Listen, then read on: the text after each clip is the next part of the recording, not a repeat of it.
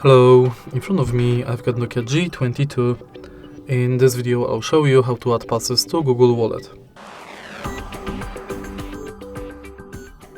In the beginning, let's go to Wallet and now select Add to Wallet. Focus on Transit Pass, Loyalty and Gift Card.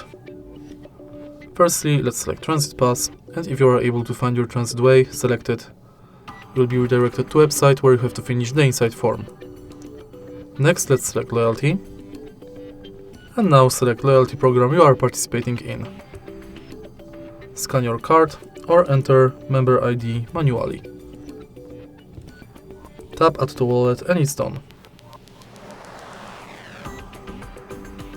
In the end, let's select Gift Card, which is pretty similar to Loyalty Card, because you have to select Shop, enter card number, PIN, balance, your notes, and tap Add to Wallet.